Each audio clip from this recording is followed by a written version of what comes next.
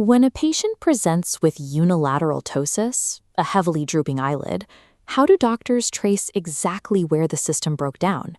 Finding the broken link means mapping the electrical pathways feeding the eye. In our first scenario, the failure happens right at the muscle. The nerve fires, but rogue antibodies block the receptors from catching the signal. This specific receptor blockade is a condition called myasthenia gravis. Because the few working receptors are completely over, the muscle tires out, making the droop worse after repeated blinking. But what if the eyelid droops constantly, yet never fatigues? The breakdown isn't at the eye, it's along a massive anatomical detour. To lift that lid, a sympathetic nerve signal must start in the brain, travel down the spinal cord deep into the chest, and loop all the way back up the neck to reach the eye. If this long 3-neuron pathway is severed, it causes Horner syndrome. The lid droops.